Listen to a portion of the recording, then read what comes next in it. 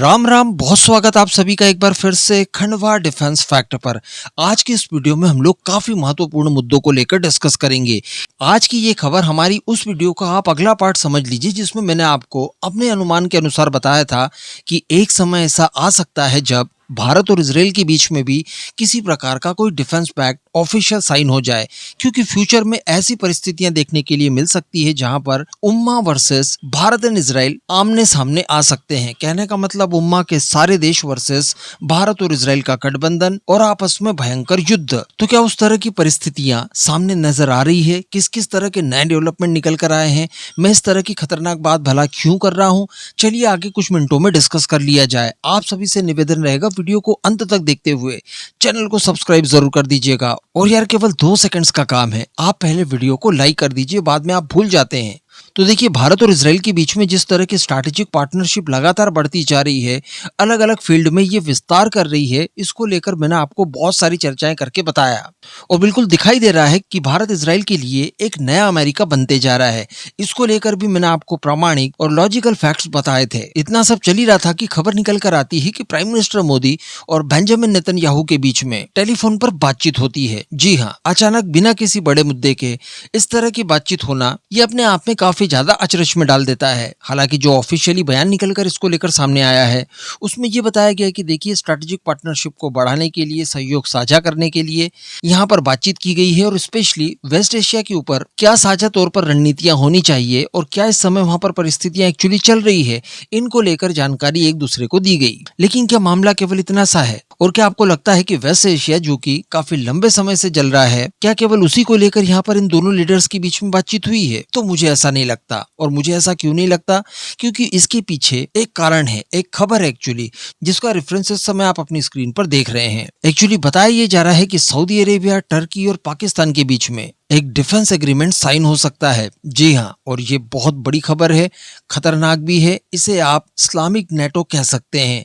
जो Islamic NATO का concept कुछ समय से हम लोग लगातार सुन रहे हैं, उसका ये शुरुआती रूप हो सकता है, आप ऐसा मान लीजिए। बिल्कुल देखिए, बताया ये जा रहा है कि सऊदी अरेबिया के जद्दा शहर में पाकिस्तान, टर्की और सऊदी अरेबिया एक ज्वाइंट डिफेंस एग्रीमेंट को साइन करेंगे। और ये जानकारी सऊदी मिलिट्री और सऊदी अरेबिया की गवर्नमेंट के करीबी सूत्रों के द्वारा AFP को दी गई है। आज यानी फ्राइडे के दिन ही इस डिफेंस एग्रीमेंट को साइन किया जाएगा। बताया जा रहा है कि अमेरिका ईरान के बीच में जो युद्ध चल रहा है, इसके बैकग्राउंड में पूरे इलाके में शांति बनाए रखने के लिए, सुरक्षा संबंधों को और मजबूत करने के लिए इस प्रकार के डिफेंस एग्रीमेंट को तीनों देश आपस में साइन कर रहे हैं। इसके पीछे कुछ और कारण भी बताए जा रहे हैं, जिसमें स्ट्रेट ऑफ हॉर्मुज और साथ ही रेड सी के अंदर शिपिंग में जो रुकावटें आ रही है, जिससे व्यापार भी बाधित हुआ है, इसको भी एक कारण बताया जा रहा है। अब आप थोड़ा सा विचार करके देखिए कि मान लीजिए ये तीनों ही देश आपस में साथ आ जाते हैं, इसका कोई विशेष इंपैक्ट हमारे ऊपर नहीं पड़ेगा। ऐसा आप बिल्कुल ना सोचिए कि भविष्य में अगर भारत और पाकिस्तान के बीच में किसी तरह का वॉर या कोई कॉन्फ्लिक्ट वगैरह होता है ऑपरेशन सिंदूर की तरह, और ऐसी परिस्थिति में टर्की और सऊदी अरेबिया अपनी अपनी सेनाएं भेज देंगे पाकिस्तान,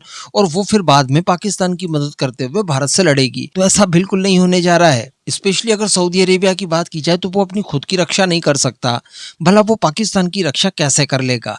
इसके अलावा अगर बात की जाए टर्की की, तो देखिए, टर्की काफी ज्यादा कैपेबल तो है, लेकिन वो डायरेक्टली भारत के साथ इस प्रकार के कॉन्फ्लिक्ट में नहीं पड़ सकता, और वो भी पाकिस्तान जैसे देश के लिए। ऑपरेशन सिंदूर के समय भी मैंने आपको वीडियो बनाकर बताया था कि पाकिस्तान के साथ खड़े होने का संकेत देने के लिए टर्की के द्वारा अपना एक वॉरशिप डिप्लॉय भी किया गया था अरेबियन सी के अंदर, लेकिन उसका इस्तेमाल भारत के खिलाफ नहीं किया गया। वो केवल एक सांकेतिक तौर पर वहां पर डिप्लॉय कर दिया था कि देखिए, हम पाकिस्तान के साथ खड़े हैं। लेकिन दोस्तों, जब इस तरह के डिफेंस पैक्ट वगैरह साइन हो जाते हैं तो ये डिप्लोमेसी में काफी ज्यादा इंपैक्ट डालते हैं। कहने का मतलब, जो पाकिस्तान को हम लोग आइसोलेट करने की कोशिश कर रहे हैं, वो कोशिशें हमारी कहीं ना कहीं फीकी पड़ सकती है। इसके साथ साथ जब कोई कॉन्फ्लिक्ट वगैरह का समय आता है, तब जो बचाव में किसी के विरुद्ध या फिर न्यूट्रल होकर बयान दिए जाते हैं, उसमें भी दिक्कतें जाती है, क्योंकि डिफेंस पैक्ट करने वाले देश आपस में एक दूसरे को ऐसी परिस्थितियों में मदद करते हैं, कम से कम बयानों के जरिए तो करते हैं।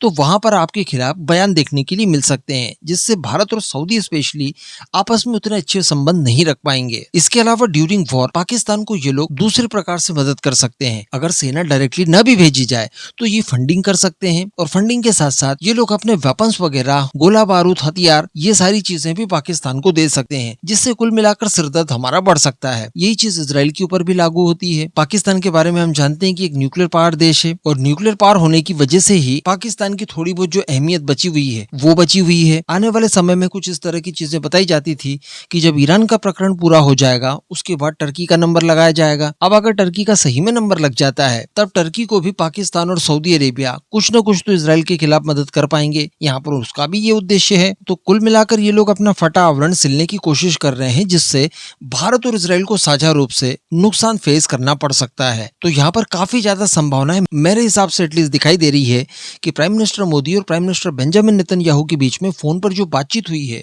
उसका निश्चित तौर पर संदर्भ आने वाले समय में इन तीन देशों के बीच में होने जा रहे डिफेंस एग्रीमेंट को लेकर हो सकता है। खैर अभी कुछ और खबरें, कुछ और डेवलपमेंट आने बाकी है, जिसके बाद हमें चीजें और ज्यादा क्लियर हो जाएंगी।